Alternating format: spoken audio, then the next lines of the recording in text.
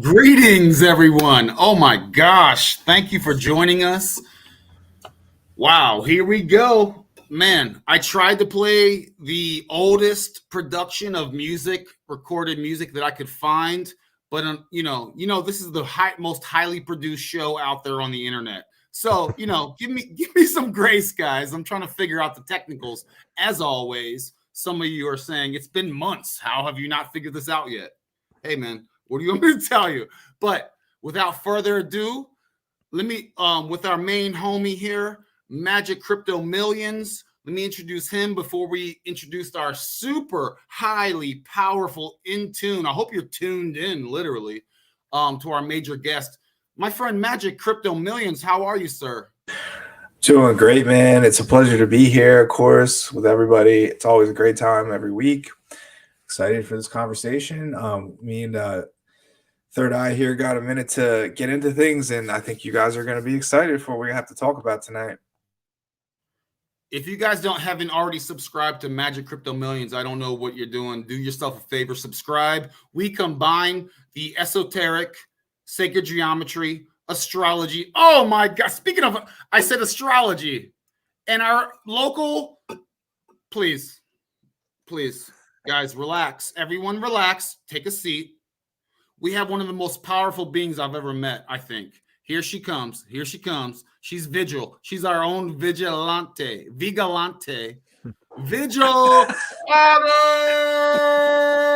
You're hilarious. Thank you for such an illustrious introduction. I'm super happy to be here and happy to meet you. Let me put on my glasses so I can't see other. Hey, Third Eye Edify. Nice to meet you, man. Hey, nice to meet you too. Thank you. Hey, hey, Magic. Hey, Bird Dog. How you guys doing? Let's introduce Third Eye. I'm trying to be a professional here, guys. Magic Crypto Millions, sign up for his show. Astrology, sacred geometry. We're going to do numerology, and we can predict the future. We have the crystal ball, and we deserve this matrix money. Let's use this gnosis, this esoteric knowledge. We know the code, decode the code, and why not prosper and make this experience while we're here a little more pleasurable and not sweat this goofy, I got lights to pay. Light bill to pay. Keep the lights on. Vigilante, how are you, mommy? Cubana, mommy, how are you? I'm good, Bobby. How are you? I'm great. Thank you. Just beautiful. Do you have are you going to have astrology lined up for us? Yeah. I'll hit you with the aspects and the transits in a minute. I have to go to the kitchen and get my notes because I left it over there. So I'll be right back. It's okay. Without further ado, high quality production. I'll be right back. No, you're gonna crush it because there's a lot going on. Like seriously, there's a lot going on. Without further ado, I'm gonna start to zip it soon. My friends, we have our friend Jorge Mesa, aka George, if you want to be American about it, from Third Eye Edify. He is here to bless us. Oh my gosh, let me be quiet. George, how are you, sir? How are you, my friend? Give us that throat chakra. Give us that. How are you, man? I'm doing great, man. Thank you. Doing wonderful. Life is good. My throat is ready, and I think my mind is ready too. I've been prepping for this since you announced it, man. I'm very happy. I'm very excited. You guys really have an awesome thing going on here, because the few episodes I already saw they're amazing, dude. I'm embarrassed that I'm not doing crypto like this. And I'm looking forward to maybe getting into more of that as a result of, doing all this stuff too. But I'm on a mission. I've always been on a mission, of course, but I'm 40 now. This has been almost my entire life in the making, doing this show the way that I'm doing it, kind of producing like little mini documentaries every week. And thankfully, since music is technically my career up until this point, I can now approach it from the other side and see it for what it truly is and how it's been manipulated like every single other thing, as we're always taken away from nature in this world. Music is no different. And I think we're going to prove that tonight easily. Oh my gosh. Can you believe that? Guys, I can't believe what you just said. What we see and hear sometimes, especially on like the screen, if it's not replicated in nature, it's garbage. in my opinion. And I love how you're saying how it's been what would be a good word for taking beautiful tones and frequencies and sounds and like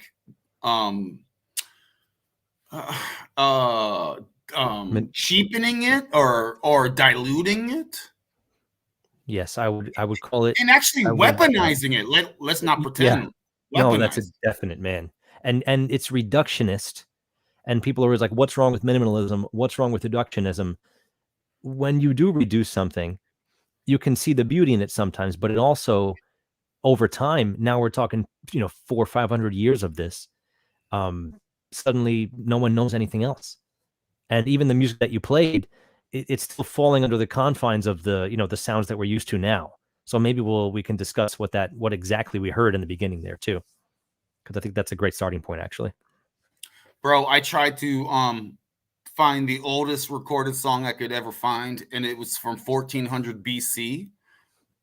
Some Sumerian stuff. I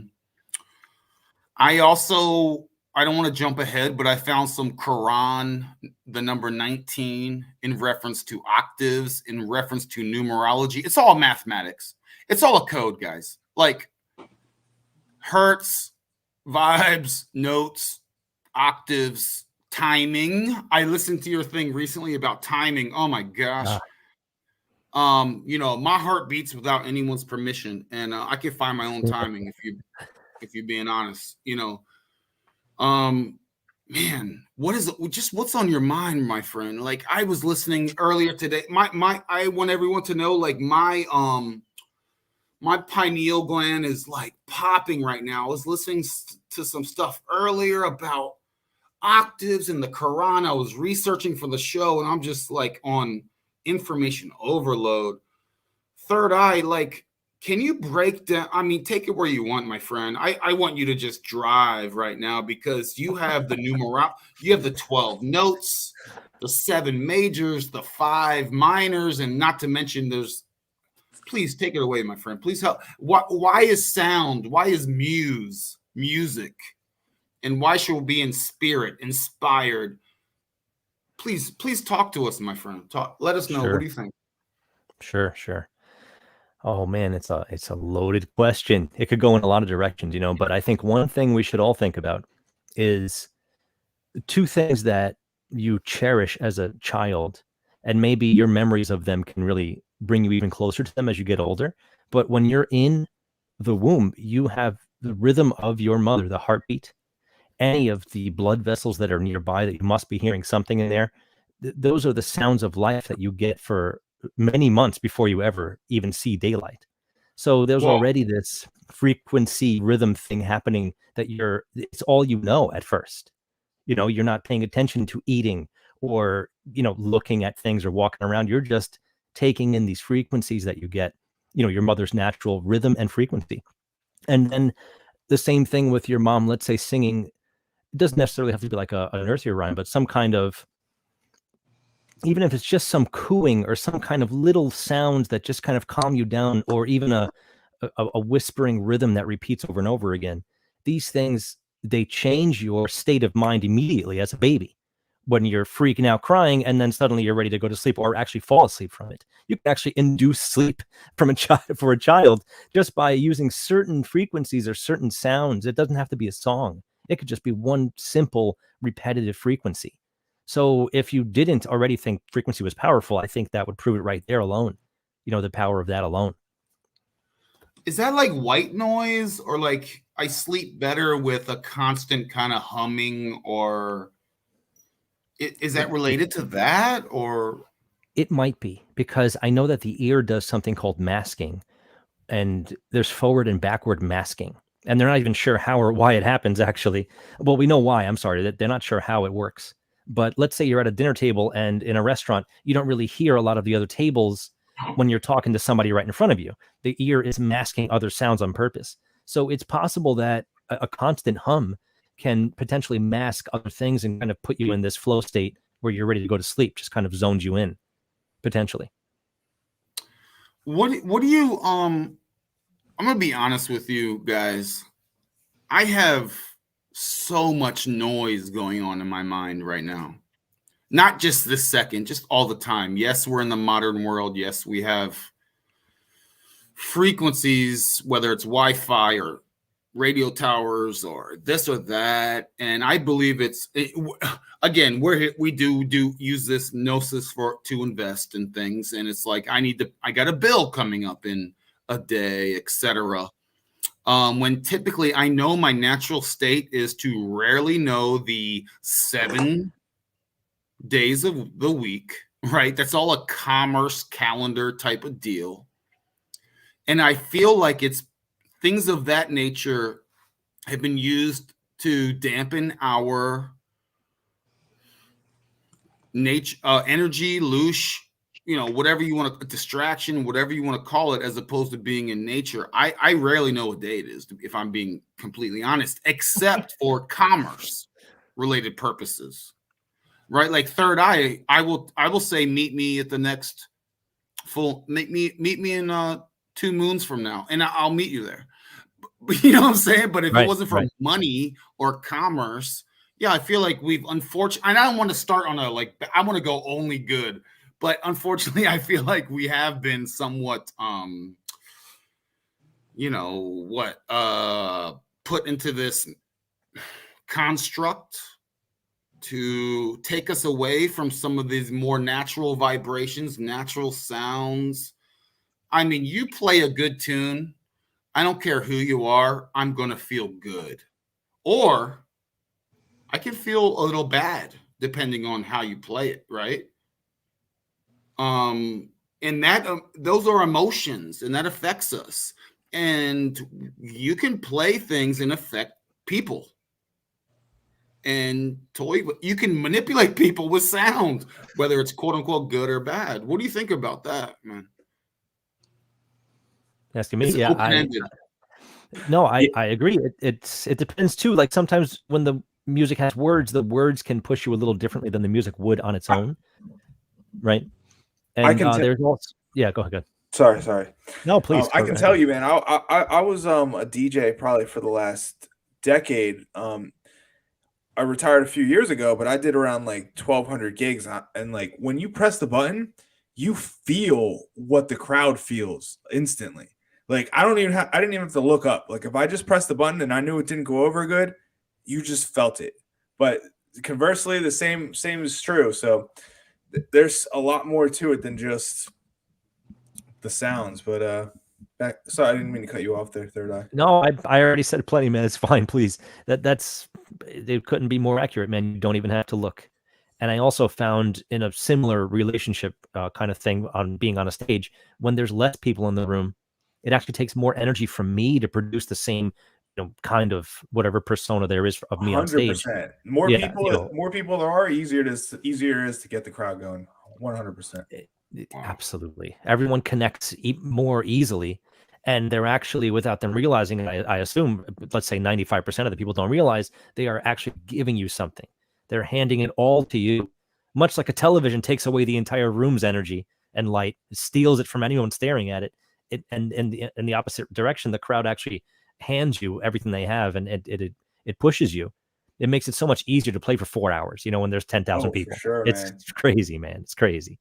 There's nothing like really being the one controlling the mood of the room for hours at a time. I agree. Yeah, you're right. And then the lighting comes into play a little bit too. Of course, if the light's really heavy on you and it's dark for them, then you become the focus as well. And that helps them, I think, push everything towards you. And the biggest difference I noticed when they started putting more TVs in bars, I'd be playing there and it wasn't the same, half the people looking at the televisions. And even if it was a stuffed room, I wouldn't get that same feeling because the attention, the focus wasn't on the stage. Totally.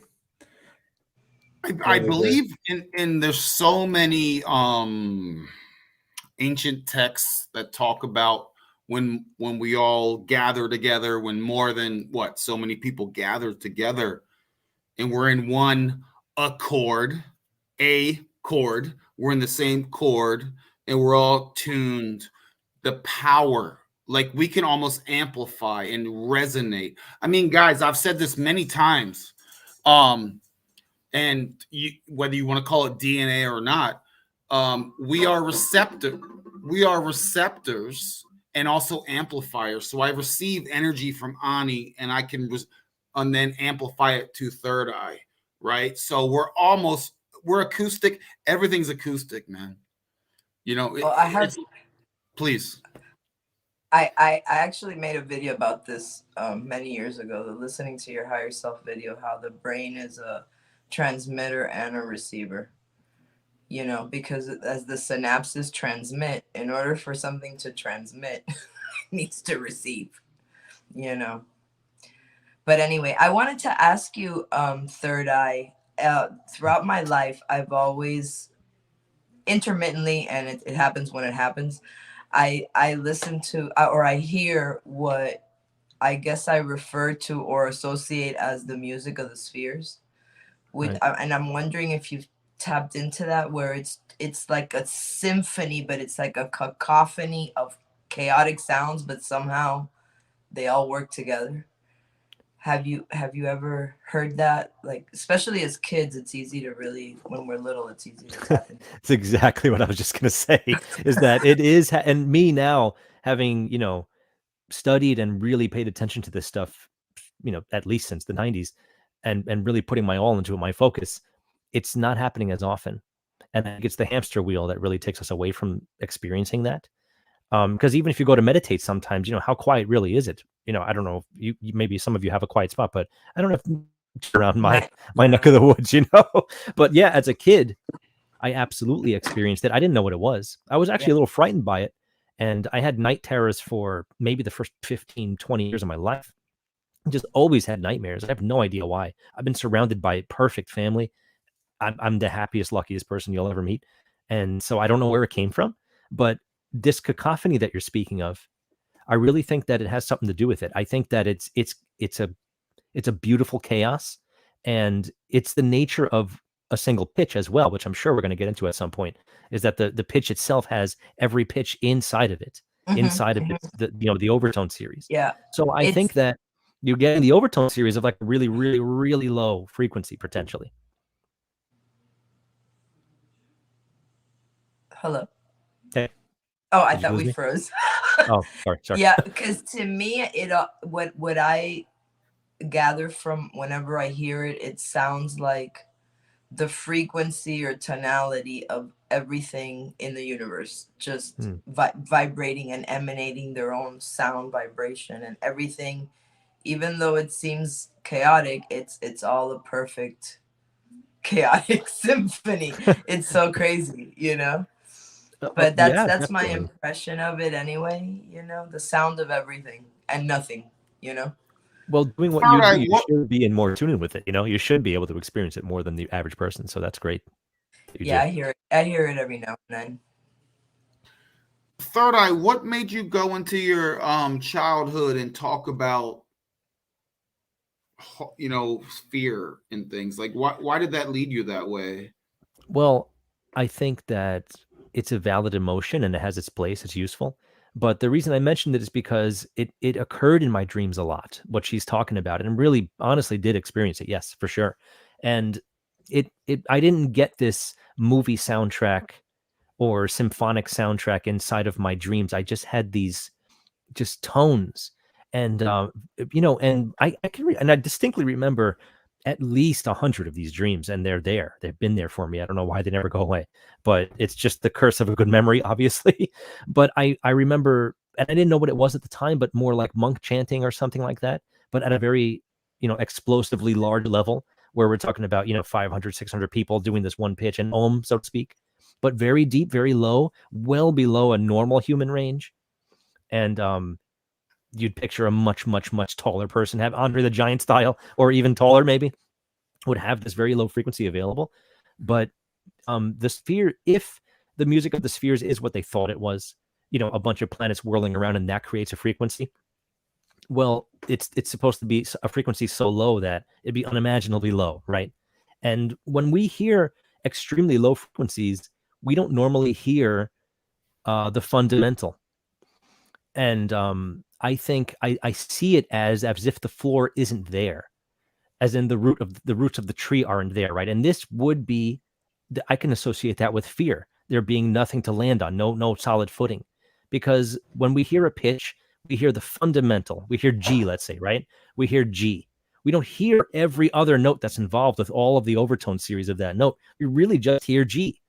And if you think you're hearing it and there's actually another lower octave that you don't get to hear because you can't, it's like there's no floor. It's like there's a fear there. And that part of what the cacophony could be, I've thought about it before. That's why I'm trying to hash it out in my mind now, because it's really hard to explain, because it's not a thing that we can reproduce very easily. You need binaural to make these frequencies, for sure.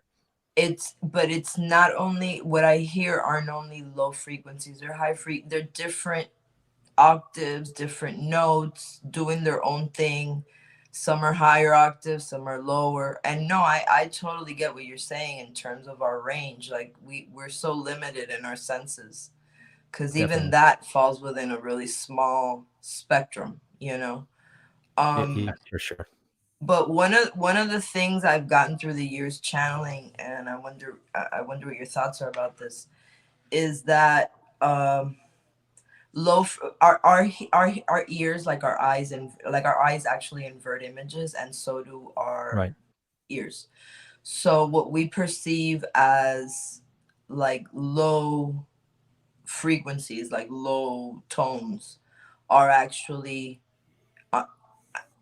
on the energetic level really fast vibrating high frequencies, and what we hear as high frequencies are actually really low. Like we invert sound as we do sight and probably taste and feel and everything else that the rest of our senses. But I was wondering what your thoughts are on that.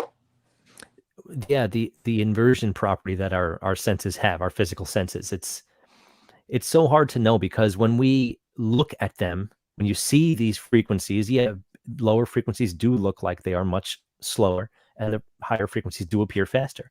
But once they get fast enough, they just look like a solid mass, which could be analyzed as a very slow thing. Actually, it doesn't look like there's actually any activity till you really zoom into it.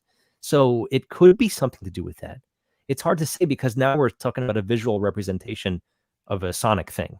So that's a I don't know. Being a bass player. No, it's great. This is great. But, no, it's great. Right. Being a bass player, I deal with low. It's exactly what we need, because no matter what, the comfort zone has to be shattered here, because we're all finding new things constantly. And this is like an exciting new territory, really, even though it's always been there. This is a brand new territory.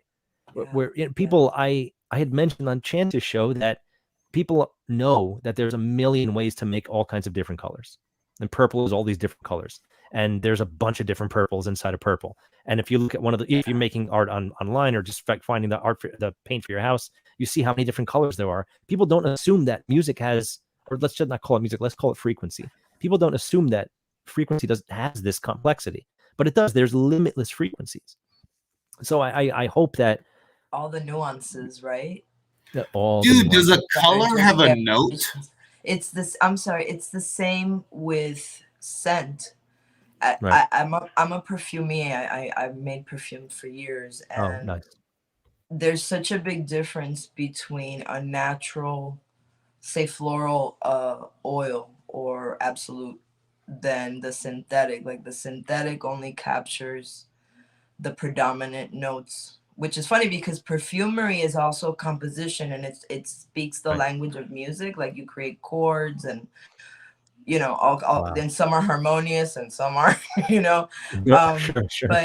But yeah, nature, to circle back to nature, it's so multifaceted and so nuanced, and it appears also in scent, where the synthetic fragrances discard or don't replicate, say, because it's most of it's used, they use headspace tech. It's called headspace technology, where they put like a glass bubble over a bloom, and then they just take the predominant ones and then replicate it synthetically in a lab.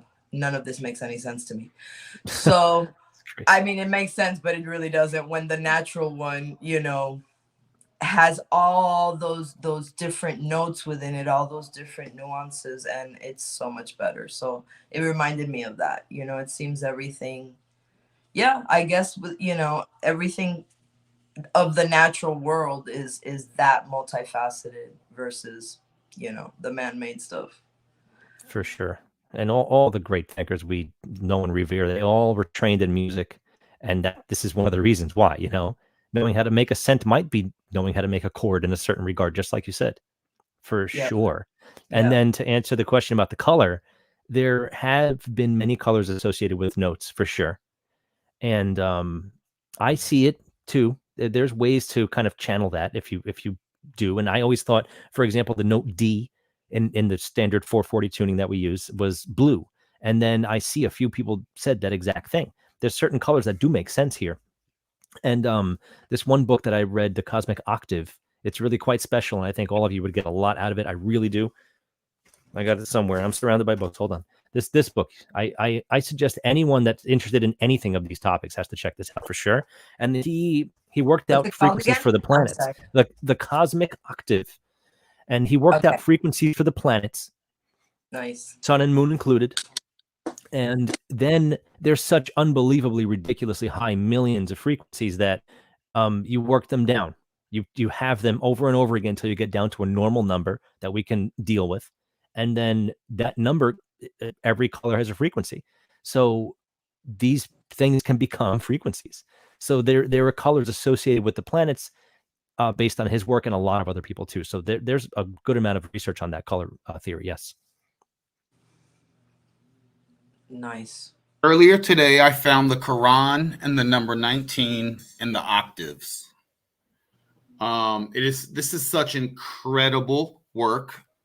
If you guys want to look into this on your own, it involves the first octave. It involves mathematics. By the way, when it comes to the Quran, it's very sound oriented, and it predates any Abrahamic influence, any Vatican influence. Okay. So just know that anything from a lot of these, whether it's whatever the Abrahamic monotheism, they're all hodgepodge of older things. Okay. So when it comes to Islam and the Quran, forget Islam, the Quran itself is built on 19 and the octaves and the numerology, and it's incredible. You can look this up yourself. Just look up the Quran number 19 and 7th. You know, this thing is it's built into the code, which is what I've been saying. I'm not going to pretend that I understand everything here or understand it, but it's incredible stuff. So when we're talking sound, we're talking notes, we're talking octaves, we're talking you name it. 19 is a very important number, and the Quran actually coincides with this number. It's incredible stuff. That's very cool, man. Very cool. I mean, even the number Q, the letter Q is it? What is it? Is it number 19? I'm not sure, but I mean, this is just incredible if you want to do some research and remove any biases you may have or preconceived notions, and just know, like, if it resonates with you, go for it. If you want to research this kind of stuff, this is truly like incredible. This is just truly incredible things to fully understand this realm and this experience and what even makes everything. Even our stone is just a lower vibration, the density of things. It's incredible. And the higher, you know, in the something like air is where you can send high frequency things in your FM radio. Everything's electric. It's an electric universe. I've said this before, where we could be on different channels, but even when you're on the in-between channel, you hear that static. That's the universe. No one's transmitting that information. So this is incredible things. And if you're here strictly for crypto or investing, just know that the markets are based on emotions, and you can affect people's emotions based on astrology as well as sounds. Am I lying? You know what I'm saying? Am I lying? So, you know, if you're here for that, if you're here for this just extraordinary gnosis of just knowing what's this experience about. Forget the Matrix money for a second. We're here to make the best out of this experience. You can heal people with this. You can, this is incredible stuff, man. I don't mean to divert. I just found this earlier and I was just like, wow, my mind was blown, Yeah, that 57 times that it occurred, that's a pretty big tell. These things are not coincidences, man. It says, 19 times 3, 57, and then it occurs 57 times in the book. And I think another really important thing to mention is the Quran, the Torah, the Bible.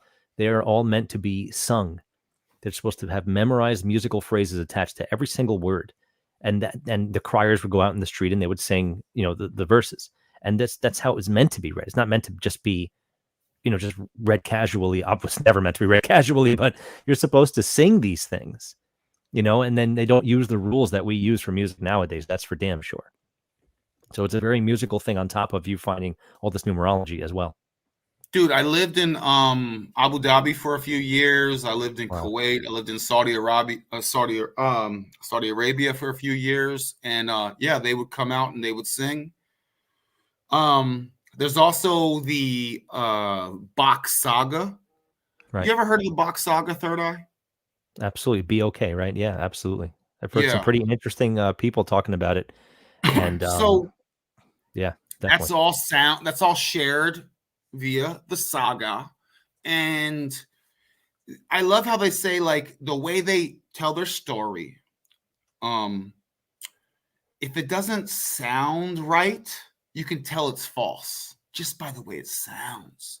That's false, right? If you go, that sounds good, that feels good, etc., you could tell that is. If it smells fishy, you can literally use all these senses. It smells fishy. It doesn't sound right. It doesn't feel right. When we tell a saga of the past by word of mouth, I receive and I give to the next. Just the sound, you go, that sounds right. And you can tell a falsification if it doesn't sound right or feel right or smell right or vibe right. It's incredible. My friends, what is going on here? Yeah, man, damn, that's just great, man. Dude, I know that. Brother? Okay. I'm sorry, I don't mean to direct, man. I'm just trying to. Yeah. No, it's fine. Who was talking? Somebody was just talking. Maybe not. Okay. I know that in the Bach Saga, there's a lot of relationships with other, whatever you want to call them, religions, theologies, anything along those lines. And Yggdrasil came up, the world tree. And it's really meant to be the center where things swirl around. And notes can do that. Analyzing notes, you can find circles in all of these things. When you pluck a string, you get an orbit. It's not like a vibration like this. You get an actual orbit. So that you mentioned the Bach Saga reminded me of that. Another relationship there. There's always musical relationships to everything. Whether the numerology works out exactly, it doesn't always, but it really very often does. And that's a big factor when you're analyzing or studying anything. When things start clicking, it's good. Just like you said, when you know it's right, it's right. You just don't need proof when you have instinct sometimes. You got to get the proof eventually. But your instinct is very good. Our natural instincts are very good. And they've done a very good job at getting everyone to fight their natural instincts, I think. It's a really big part of why things are, unfortunately, the way they are. Dude, we have amnesia, bro. The Bach Saga talks of ringlands and all in harmony, the moon. And you even have these older, I guess I'll just call them temples, for lack of a better term for now, that are literally toned in. Like, you can hit the pillars and they'll make a tone. I've mentioned this before. Like, the people before us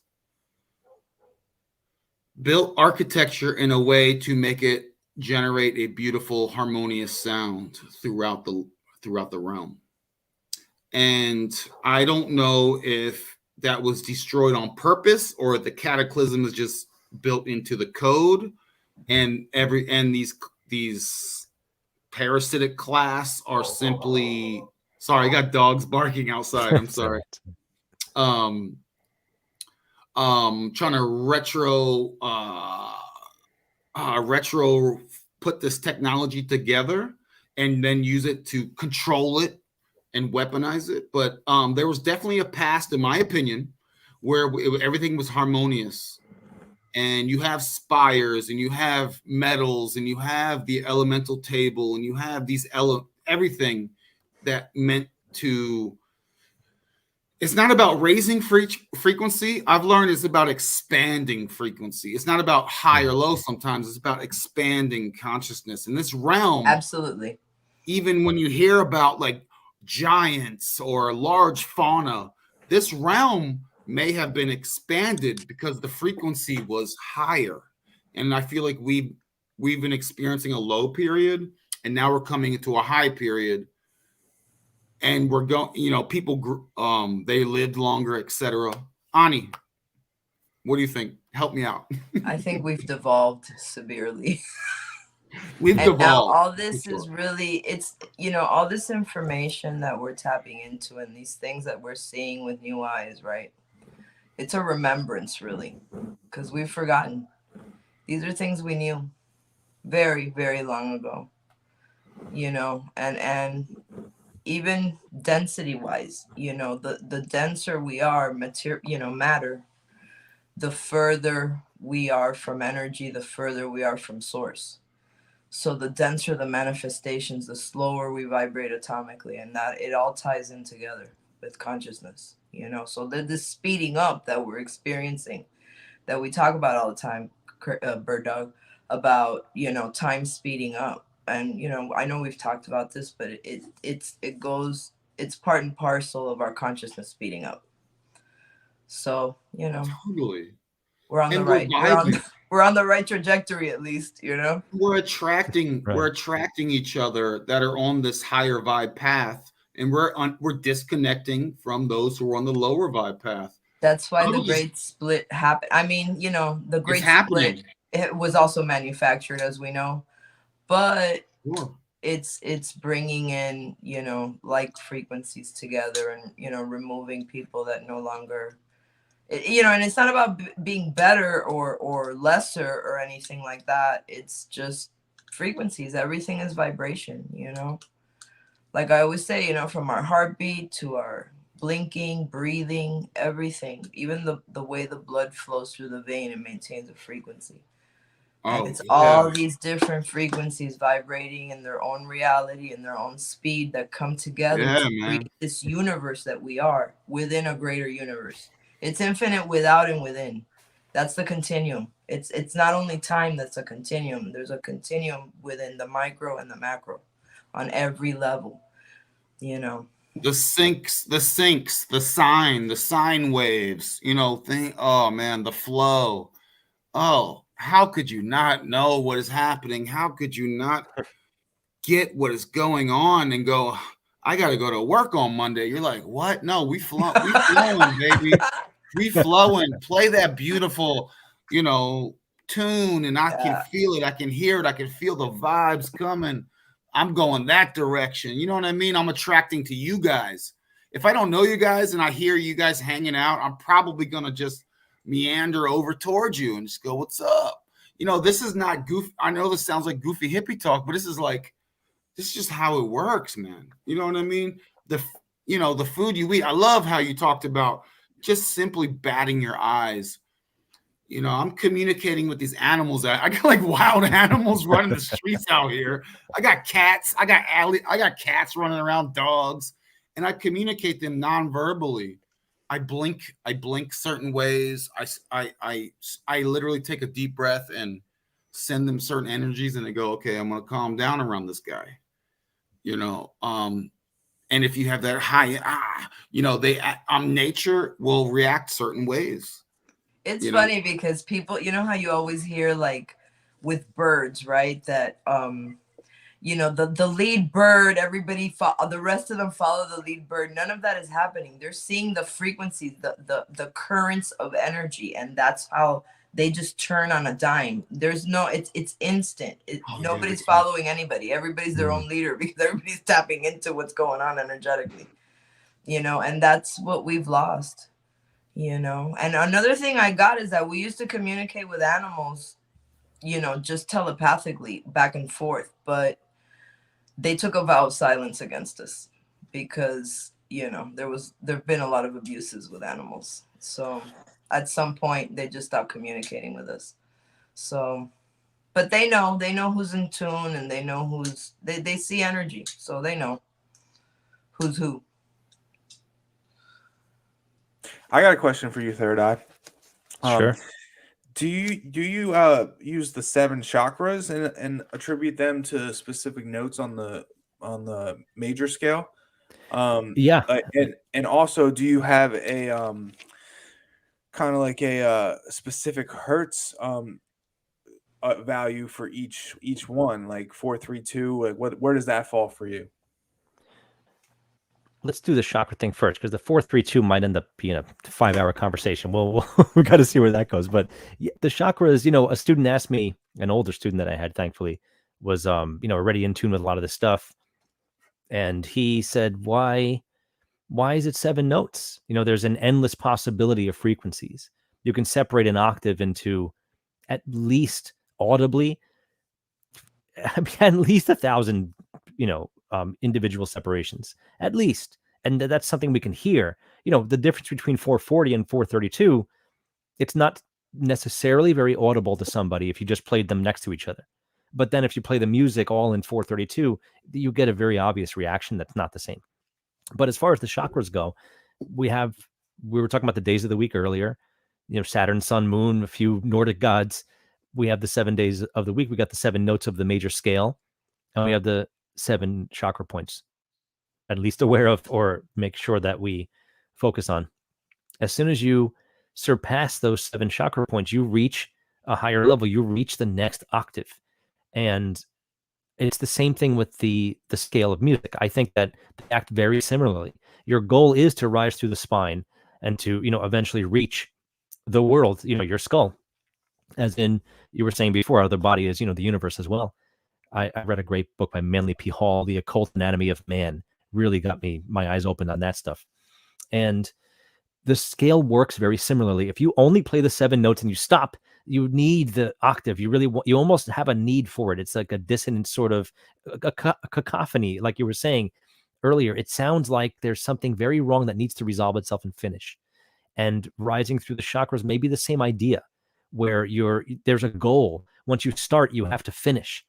And maybe a lot of people nowadays are only playing 1 or 2 notes of their entire body's scale and never even get to the halfway point.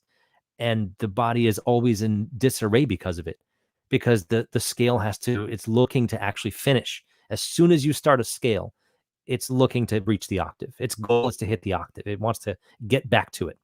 It wants to get back to that first note again. It doesn't want to stay in any of the other notes.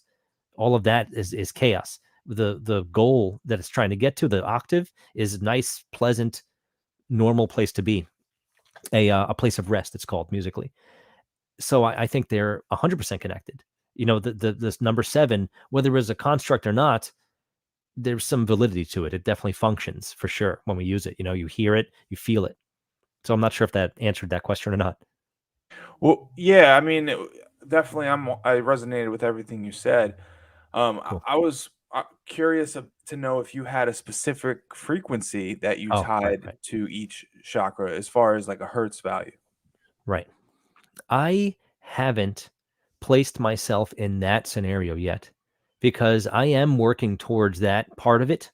And I'm now more concerned with relating, you know, the 7 and the 12 notes, the full on 12 notes that we have, that we're given.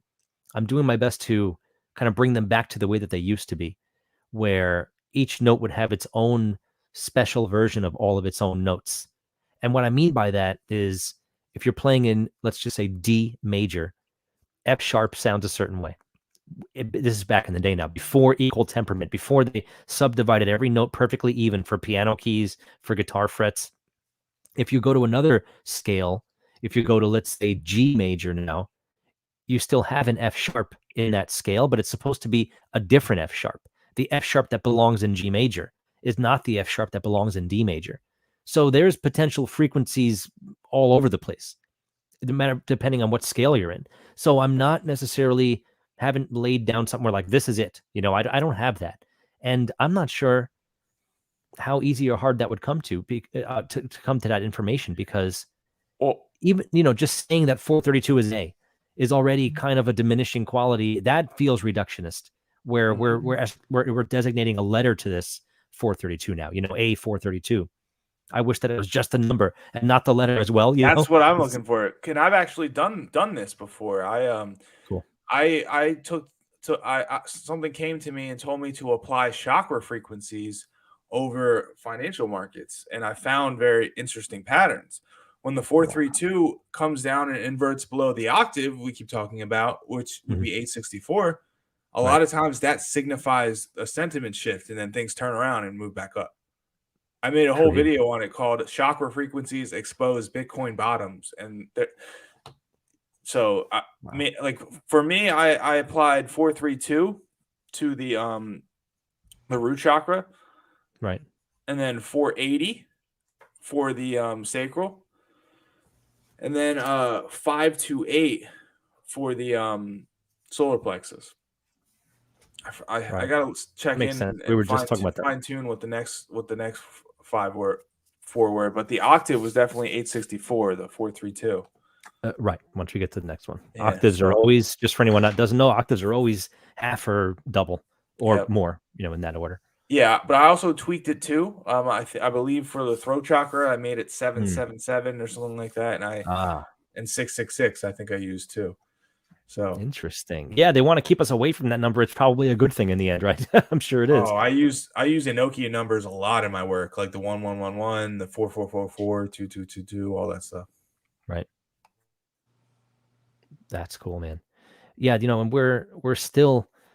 It's great that we're finding as much as we are, because I'm convinced that we've been handed all of these things: the English language, you know, the way we see numbers, the way that we deal with Western music now. It seems like we've just been handed these things, you know, like, here, use these. They're great. They'll work. And they do work. That's what's so crazy about this shit, man. They work, but they're still not giving us the full picture. We're not being able to manipulate the full spectrum of information available to us. The human voice is the only thing that can really be as versatile as we need, musically speaking. Every instrument has limits. Every instrument is limiting in a certain way. And, you know, there's no denying that. It doesn't mean that guitar isn't great. It doesn't mean that piano can't do a lot of stuff, but we're limiting ourselves. We can't mimic birds on an instrument very accurately. It's pretty tough. They do things that most instruments could never touch. A human voice probably can't do a great job of it either, but the human voice will get closer than an instrument to mimicking a bird for sure. Even for example, because it's just so much more to manipulate here. And with or without training, you don't have to have this grand amount of training. Everyone's a musician. Everyone's a scientist. We are all very capable of that stuff. And I've been reading, you know, books by Carl Sagan and Neil deGrasse Tyson. These guys, they're so convinced that science is this this very new thing that we invented recently.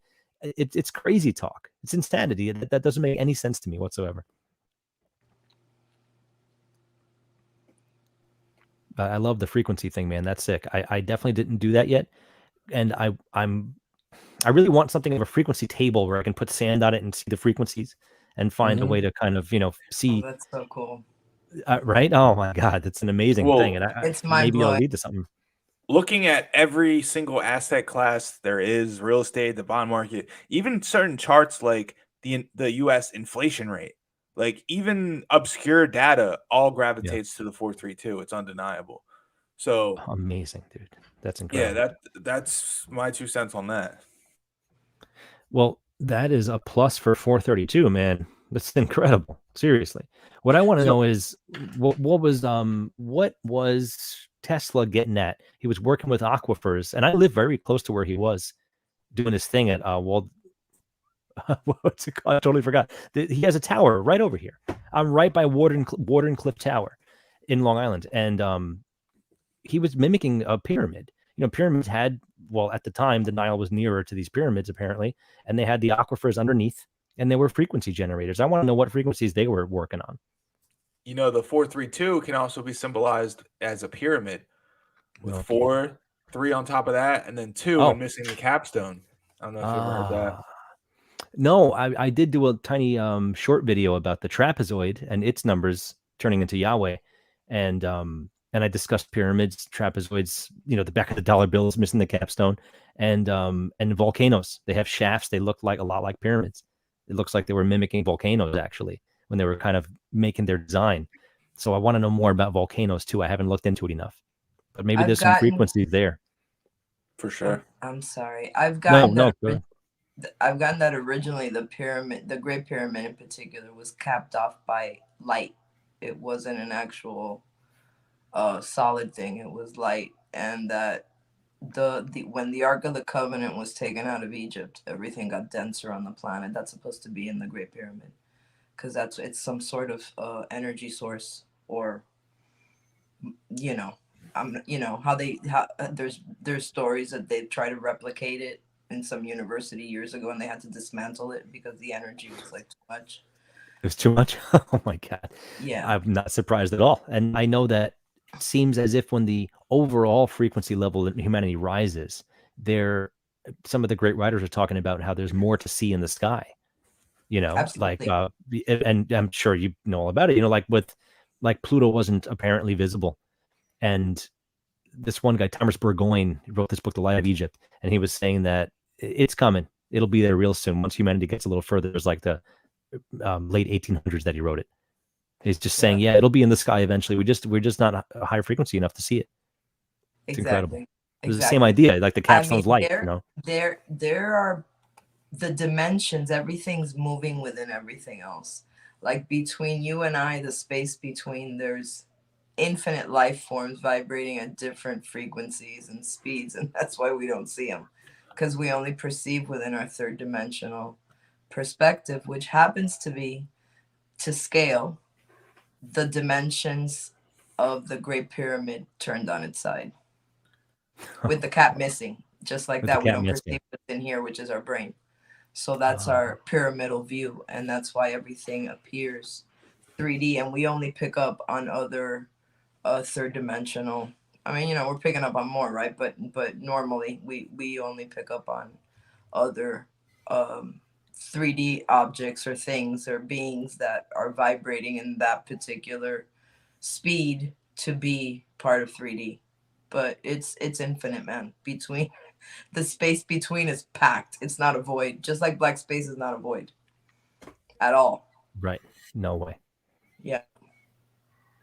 I got a question for you, Third Eye. It's one from the chat. I think it's just for some people that might be more base level knowledge on these topics. Anyone here that music on the radio is played on a frequency that agitates us, like 437 or something, just off the 432? So, of course, we both know the difference between A440 and 432. It's a big controversy. The Rockefellers are involved and all that. But right. Do you want to touch on that and just give an overview for people who might not be aware? As far as how it's broadcast on the radio? Just the difference between 432 and American standard tuning, which is 440. Oh, I see. Right. Yeah, and this is one other thing to mention here before I, get into that, is that it has changed over the centuries, and it's been documented. It was maybe even closer to the late 300s, 395, 380, for A, right? And the claim was that it raised slowly over time as more brass was getting added to symphonic music, because we're now getting close to what we call the common practice era: classical, Baroque, Romantic period, Renaissance, maybe a little Renaissance. And it rose steadily. And yes, the Royal Society, the Rockefellers did make these decisions. They did make a decision to plant it on 400 eventually. And I'm sorry, 440. And it was probably 415 for a long time before it was 440. And again, you hear it in that tone. Everyone describes it differently as far as playing a song in, let's say, 415 versus 440. They'll claim that maybe it's darker, softer, lighter. Everyone's got a different description, right? But the bottom line is this: even beyond what it does for us, even beyond how it actually does feel better to hear it, when you play in 432, let's also say this, by the way, when you play a song in 432, you're not just playing A over and over again. You're playing all the other notes too. So you're not just getting 432, but that's your base level of tuning. So everything is affected by it just based on this one number. If you look at the cymatic pattern of 440, it's fairly chaotic compared to 432, which looks very nice and beautiful, almost like one of those big circular stained glass things, like in the Notre Dame or something like that. You can actually see where these sacred geometries might come from. They're coming from frequencies half the time, you know? But as far as radio play, I've noticed many times songs are, and not everyone can perceive it without a little bit of practice and skill, but I can tell that it's just a tiny bit off from what it was as it's broadcast. And by the way, radio broadcasting often boosts certain frequencies. Well, they'll do something like a mid contour. They'll boost the lows and the highs. Or well, you were a DJ. You know all about you. You might know better than me actually how things are broadcast. For sure. But it's not when you put your CD or your iTunes on or your tape or your record, whatever you have, your 8-track. It's not going to sound like it does on a radio broadcast. It's not going to sound like it does on your. My dad had one of those. Yeah. Oh man, yeah, like the one on the wall unit. Those were cool. He had it in the car. It's It was crazy. dangling on the bottom of the Challenger. Oh yeah, that's funny. Yeah, I definitely experienced some of that. But it's not going to sound the same on the radio because certain frequencies, and now these are the frequency spectrum of the soundscape are boosted. So there's so much to this because not only is it's not the original recordings, base tuning or base frequency, but then they're boosting lows and highs and mids based on how they want the sound to come out. This is why most people that talk on radio have a big boomy, much lower voice like this, much boomier. And it's a little bit more of a bassy, in your face experience. Frequencies are getting played with constantly. So as you listen to radio, you do get a different effect or a different feeling from it. And I really think it's just a good way for the radio to push pop music because it puts that in more of a desirable kind of, alpha wave, feel good kind of state that you're usually just driving your car when you're listening to the radio, as opposed to nowadays where you can listen to anything anytime you want. But let's just say 10 years ago, you're probably listening to the radio in your car. You're on your way somewhere. You're not necessarily fully focused on it. But at the same exact time, you're completely tuned into it because of the frequency manipulation. That was a roundabout thing. I'm not sure if I fully answered the question, but that's kind of what I was thinking with the way the question. No, that was a really good explanation. Cool. Kaylee Burkana, do you think the S is going to hit the fan based on the astrological season that we are in now in the cycles? Are we in cataclysm portion of the code coming soon? Yeah. Did you get into, my friend Third Eye, the notes based on the astrology? Did you touch on that while I was stepped away for a second? Because if not, would you mind just, I feel like you told us a note before and they were like, this is like based on the zodiac. So does different zodiac signs have like a particular note frequency or something like with them? You're asking me? I would think so. And every time we talk about this now, and every time I even think about it, I step back and make sure. Have I cracked something, or am I just falling into a construct that they happen to line up? These numbers 12 and 7, they have to be special. They have to be important. There's no question about it. And it relates to so many things that we do. But when we look at the zodiac versus the set of musical notes that we get, the 12 musical notes, first of all, they're both 12. There's already there's a commonality right there. But I was, when I went to kind of analyze it, I wanted to see, first thing I thought of is, are chords going to work astrologically? Are we going to find trines? Are we going to find squares? And this is essentially what I was looking for, because those are the ones that, seem to be the most obvious and common and kind of like, beginner level kind of things that also are very impactful. And they also kind of give you the groupings of the, fixed mutable cardinal. I have it written out right here, actually. The fixed mutable fire cardinal, all that stuff, right? You can find groupings with your musical notes. So I found a connection right away. But I want to explain why I chose C as Aries, because C is not the first letter, obviously. And Aries isn't technically the first zodiac sign that hits us in the year either, obviously. So what happened is I was thinking to myself, okay, what if Aries starts the zodiac, then what letter should it be, right? And musically speaking, C is what we call, and it's just, in quotes, the Bible key, because if you think about a piano with the black keys, the sharps and the flats, right? All the white keys are the natural notes, the notes with no sharps or flats attached to them. C to shining C, all white keys, right? So that being the base scale for us, musically speaking, I figured, okay, we start the year in Capricorn, but we move on. If Capricorn is A, right, which I have marked it that way, Capricorn is A, Aquarius is A sharp, Pisces is B, Aries is C. So I went with C just because it made sense musically and it kind of matched Aries. And I'm an Aries, so it just sort of all worked out into one, it just sort of made its way there. And what I found is that with music, we have triads, major and minor chords, so to speak. We also have these two less often used ones called diminished and augmented, which are very similar, but they're just a little bit more tense. They're a little bit more dissonant, and they're used far more rarely than major and minor chords. So the first thing I did is I looked for major and minor chords. They didn't seem to have a relationship, but the augmented triads and the diminished triads completely lined up with, they had trines and they had squares. And the squares were the diminished ones, which are kind of like the more sounding like evil, mean, dissonant ones.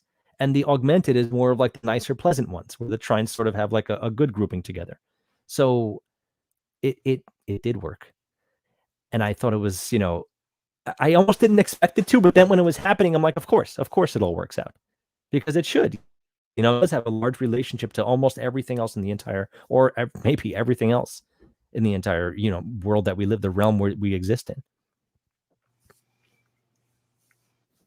I have more to say, but somebody else, because there's plenty more to this.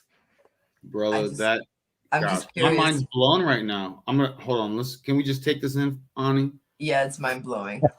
I need to learn more about this. Hold on, everyone, let's take a breath. Hold on. Let's take a reset because let's take our time here. Let's take our time here. Let's take everyone's inhale for a second. I have a little add to that too, by the way. Yes. Here we go. Yes. Magic, while you do that, I'm going to breathe. Okay. Everyone breathe with us. So one way that I view the zodiac signs is it's not so much, it's a little controversial, a little opposite of what I said earlier, but like the zodiac signs, it's more about the frequencies, relationships to each other, in my opinion. Like, so Aries could be anywhere, is what I'm saying. And that's what determines where everything else is. But that aside, it's very interesting that like in the I believe it's this F sharp major scale, right? You take 160, which is the triangle. So you have 60 degrees, 60 degrees, 60 degrees, excuse me, that's 180. And then you double that for the circle, which is 360, right? So that's an octave up. And then you go to 90, 90, 90 for the square, right? Which is 360, I believe, right? And the pentagon, if you like, my point is working your way upwards, those numbers will align with the F sharp major scale. I don't know if you knew that with polygons. It also does that in the third dimension. So when you take like the tetrahedron and calculate all that, the sum of the angles, I believe it's like 1440, 1260, and upwards, everything still aligns with the F sharp major scale. If you're interested, I'll send you a whole video on it. It's about sonic geometry, but it also correlates each specific frequency with shapes and colors too, which we kind of touched on earlier. So, would you mind going through all the signs and their corresponding notes? I'm so curious. Sure. Yeah, this is just based on, like I said, where we treat C as our number one note. So I figured I'd go to the beginning of the zodiac to put Aries there, right? This is just based on that alone. So C is Aries, and so on. C sharp is Taurus, D is Gemini, D sharp is Cancer, E is Leo, F is Virgo, F sharp is Libra. My wife's a Libra, so me and her have that perfect little thing across the way there. Scorpio is G, G sharp Sagittarius, A is Capricorn, A sharp is Aquarius, B is Pisces. Wow. That's so interesting. Based on this Very model, cool. of course, But like Magic said, you can turn the notes around the wheel and just put them where you want, and it'll rearrange everything, but you'll still get these chordal relationships that turn into. No, go ahead. No, I'm sorry. It's like a natal chart, right? Depending on the time of birth, it shifts anyway. So right. It would be that's kind a of good point. Same concept. Oh yeah, that's a good point. Lots of really interesting connections that we're all making. Very cool. I know, that's so sick, man. And the other beautiful thing is that the masculine and feminine exist in music so often that it relates to this. It relates to the way scales work, because we have, let's just say we have C major, right? C major scale. If you play from C to C, you get C major. If you play from A to A instead with the same set of notes, we now have A minor. And what that means is that the masculine and the feminine, the major and the minor, they both exist within the same set of notes. Wow. And the same thing occurs with chords. When we have a chord, we have a triad. We have the root, we have the third, and we have the fifth. And if you don't know all of this information, it's more important that you understand the connection to nature, like we're discussing. This isn't going to be, you're not going to have a test at the end of this, right? When we have a major chord, we get what are called thirds. We get, let's say, we have A, C, E. We skip every other letter, right? So if we have this chord, 1/3 is major, 1/3 is minor.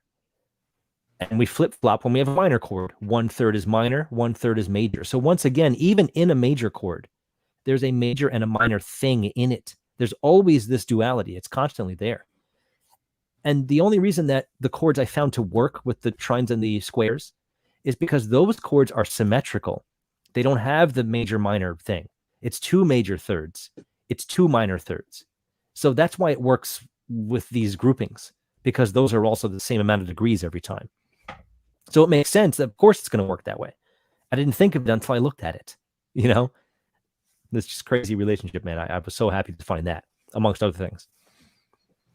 One other thing too that I've been toying around the idea of is tying the 7 hermetic principles and the 7 stages of alchemy to specific chakras, frequencies, and that, tying that all together. That's been another thing that I wanted to undertake.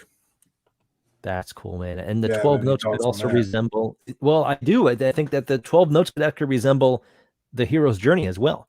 So there's a way to put the 12 somewhere that isn't just, the zodiac or something else. And with the, like you were saying, with the hermetic principles, and then what was the other one? The hermetic principles and what else? The 7 stages of alchemy. Oh, the alchemy stages. Yeah. It's hard. This is one of those things where now we might have to kind of reorder or find, does it really start here? Does it really make its way up? Or do we have to think differently? Because I'm not sure if the hermetic principles have a restart point, so to speak, like an octave would. You know what I mean? True. But I don't know. I don't know. But it doesn't mean that doesn't, it still applies. It still applies. Why is it 7? Why would it be 7? That makes a lot of sense. Actually. I have a friend that goes by the name of Divinicus, and he applied planets to the 7. He created his own system of correspondences where he applied planets to the 7 stages of alchemy, and that was super interesting. We'll have to have him on sometime, Ronin. I'll talk to him. That's cool, man. Well, because then you can do the same thing with the metals. Oops, sorry. No, that's fine. You go ahead. Thinking of the 7 hermetic principles, right? The 7 universal laws, they would seem to be cyclical. Thinking about it, right? Because it's the kickoff like one is cause and effect, which trips up. It's a series, right? Like the law. They're not in order in my head right now, but like the law of correspondence, pendulum, gender, polarity, all of these like would seem to trigger off the next one. So it almost seems like the octaves, right? Like the notes repeat, like the rainbow, the 7 colors repeat and repeat. So I think it has to do with a cyclical momentum that's created by the very principles themselves. I don't know, it's just a thought. No, that rings true to me. That makes perfect sense. And the same thing with the metals that are associated with the planets. That list exists too. Definitely. Right. Yo, did they mess with the recycling mechanism of this realm? Did someone tamper with the natural, what you might consider a terrarium, for lack of a better term, and they started jacking with it and messing up that recycle? Because I feel like the cycle, it's not all bad, but if you want to hijack it, then you can make it not fun. Is that what's going on? You know what I'm saying? Like, disharmonious. I'm back to sound all the time. If Right. it's in disharmony or anything of that nature, I want nothing to do with it because it does not replicate it in nature. So is there some sort of other whatever, I don't know, outfit that is like, we want to jack up the energy stuff here? I don't know. Super open-ended question. No, but I wonder because you were just mentioning the polarity thing, and as in the pendulum swing, of course. And with music, and I'm only approaching it this way because this is my home turf. When you have dissonance, it's not that. It's the same thing that people think that card number 13 is super evil from the tarot. I won't touch it. I can't have a tarot reading. It's evil. It's not even what that means. And not usually anyway. And it's the same thing here where we have in music dissonance. It sounds not good, makes you uncomfortable. It's usually just tension. It's not usually this evil thing, that presence of evil doesn't exist musically, in my opinion. You get a tense, dissonant thing. It's supposed to resolve itself. You create an issue to resolve it, right? They may have jacked it for sure, but they may actually be pushing us towards the end result better because of it. They're handing us the dissonance. We're just not doing anything with it. Our society is dissonant, very much so. So I think there is something to that with the polarity, especially with the hermetic polarity. Absolutely. The vibe is off in a lot of areas, mostly with a lot of people. It's I feel like a very small minority, if I'm being honest, on that. I try to be in harmony, in tune, and literally, like, I try and be in tune. If I'm a little off, I can calibrate. It's fine. But I find so many, like, when I'm in the rest of the masses, I feel the vibe is off, man. I don't think it's me projecting. I don't think it's me. So I try and be very honest with myself, and I go, I'm not. I feel like the vibe's off. When I used to be super social, man, I used to love being around. I could handle it. Little bit of anxiety is always kind of like in the back, but you know what I mean? Be like, okay, I can handle. But dude, the last several years, no way. I feel like the vibe is off, and I feel like one of the biggest minority, and I feel like we're very few, and just see the obvious. And then we go, now how do we raise our frequency? How do we raise our vibe and fully understand what's going on here? Because knowledge is power. I find a lot of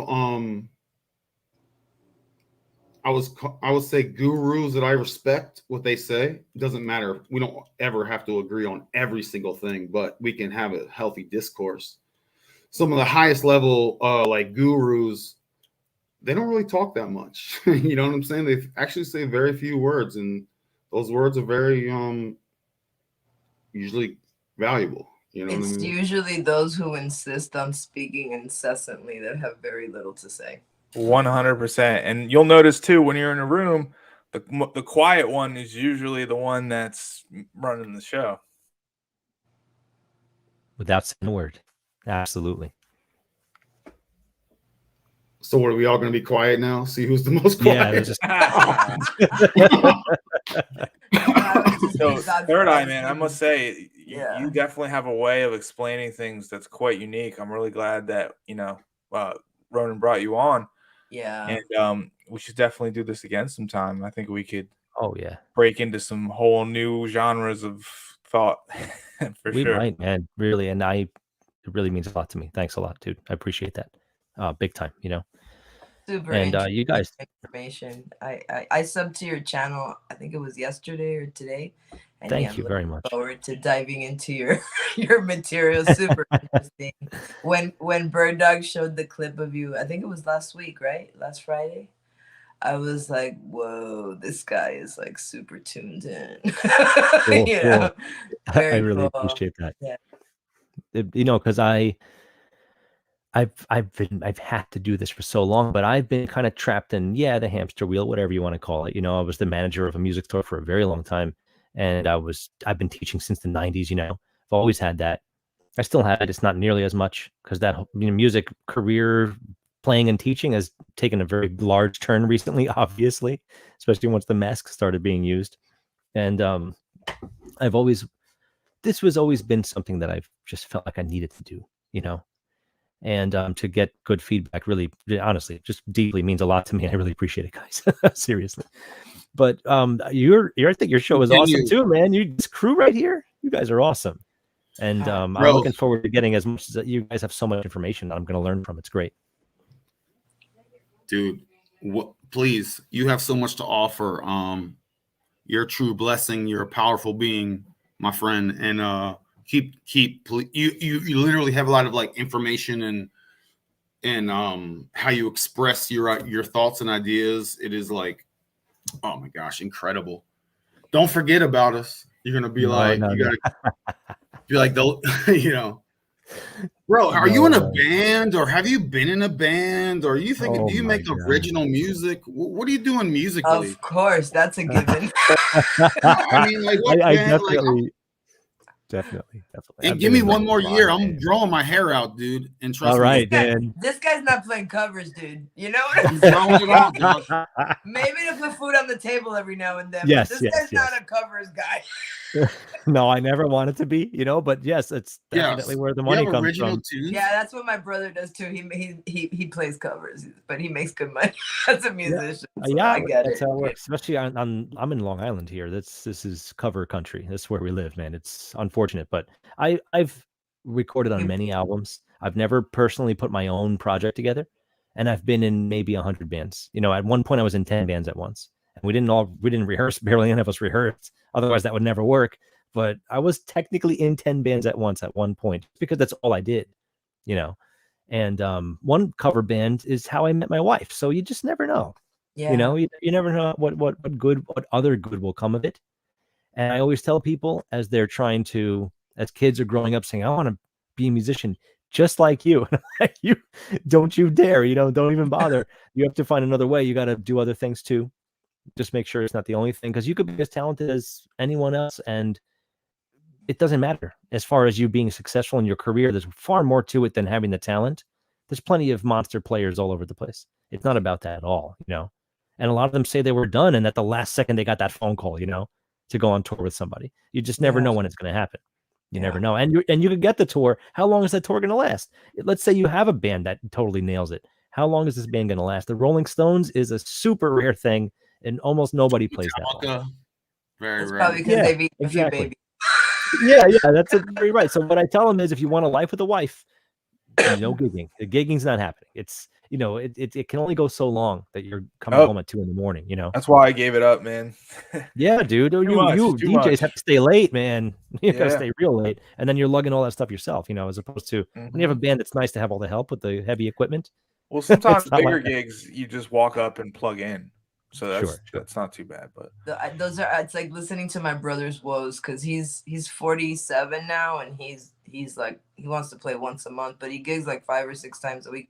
He lives in Broward in Florida, and there's a big live music scene, but he's over, hauling drums and setting up and taking, it's a lot. It's taking a toll.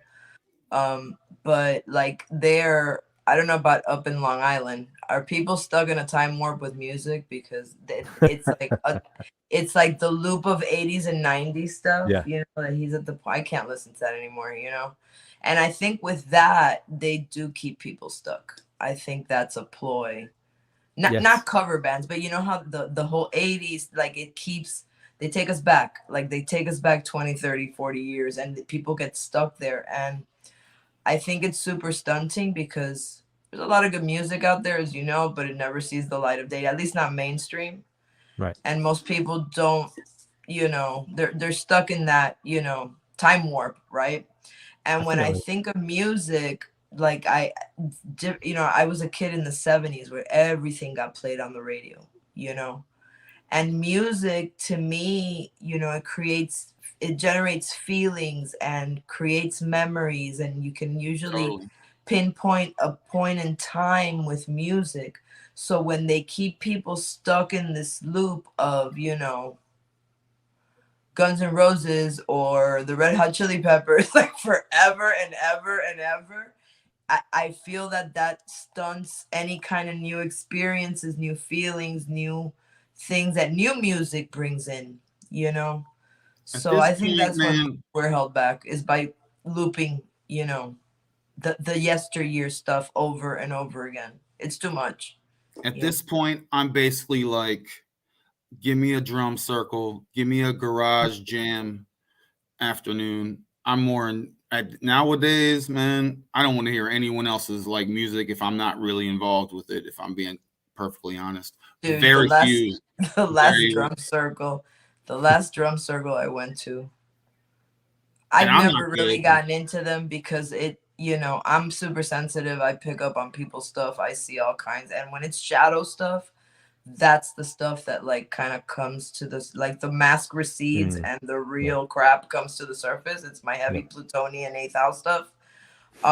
So, in those environments, yeah, it's like the freaks come out, it's like the new age movement, it's like, yeah, there's cool people, but there's a lot of flaky, crazy, like broken people Yeah. in those arenas, so I'm very selective about that stuff. Me too. Why do you think I'm the Ronin out here?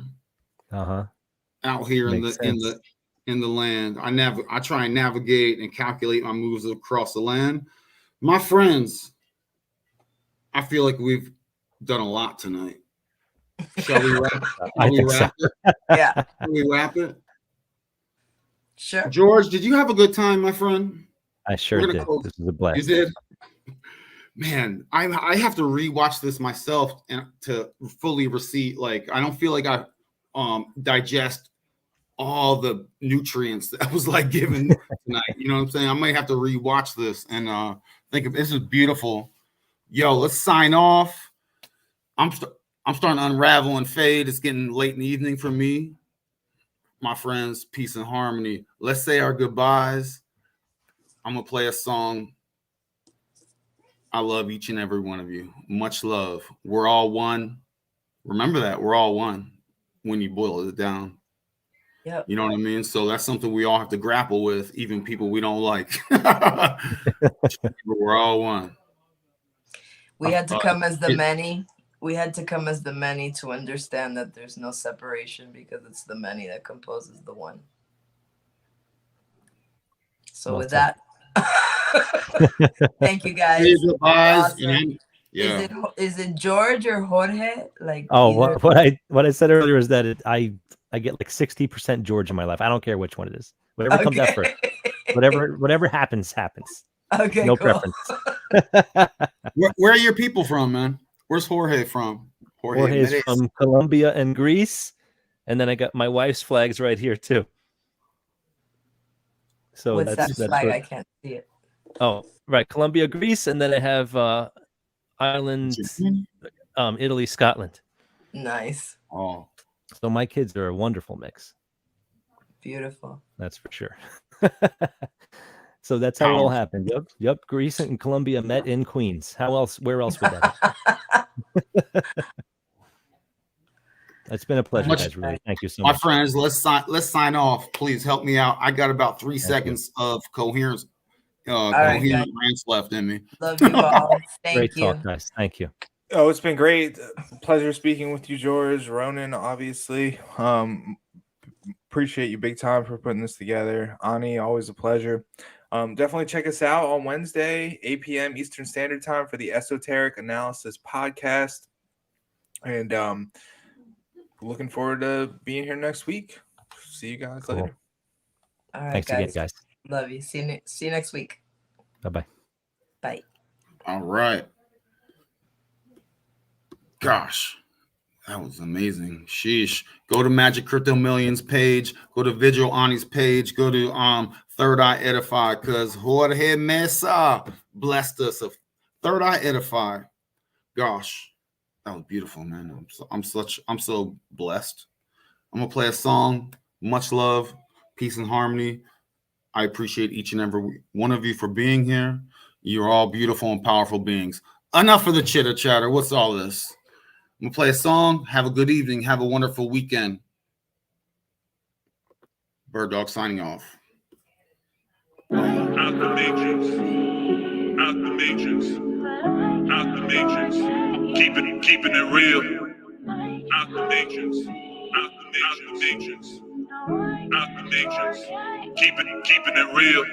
World code, but I never fold like a programmer stuck to the code from the concrete or rows of roads. First person view, I don't need B-roll. Wake up in the morning and ask myself, it's cold word running, should shred myself. I miss the net like a bat serve. No context deserved. Hanging out like I'm an extremist. No loophole, but I mix like a chemist. Plain text, my intentions hidden. Find a balance, but we're far from even. I do P2 from P to P to see the truth that they are hid from me. Broadcasted so truthfully, the beautiful side that they don't agree. Censorship and shadow bans run the net just like a brand. Take it back to dollar ways. Normies online, you can take it away. Social media, your credit score. Why you not online? Kicked out the door. I'm connected, introspective, no ICP, but I'm on the offensive. Sidelines for product pipelines, silence on the wire, moving like mines. Typecasted vibes from the other side, underground where the real survive. Rats scatter, the more the better. Rain shells just like bad weather. Raindrops for the hacker tropes. Data soul like a treasure trove. In the grove, but there ain't no pool. I'm solo minded, hash rate expanding. I'm just explaining before some of my nonsense. If there's a new block, then I announce it. Ounce of hope in the world of knots. Injected code in the process jumps. Academic exploits endemic. I'm vaporwave and my flow aesthetic. And fuck a critic who can't run Linux. You're not compiled, we built different. Like a tale of mission, there ain't no limit when it comes to the freedom that I exhibit. Underground like a zombie movie, but I'm live like a radio showy. Fake promoters, crypto influencers. KYC yourself before you wreck yourself. Back up on topics, zoom in like a knife. Philosophy out of place, blizzard and traffic. World cold like a blizzard frost. I'm moving up, but is it worth the cost? I'm losing touch like a broken phone. Since I can't connect like no recession. In my own world like in session. Daydream or nightmare, I need interjection. From the back to the front row stages. Keeping it real since my early ages. Things change as a season cycle. What's the truth like an on-chain oracle? They lie, they steal, but I'm keeping it real. I'm still in the field. Underground shit, I rap for the trill. Yeah. Out the matrix. Out the matrix. Out the matrix. Keeping it real. Out the matrix. Out the matrix. Out the matrix. Keeping it real. Out the matrix. Out the matrix. Out the matrix. Keeping it real. Out the matrix. Out the matrix. Out the matrix. Keeping it real.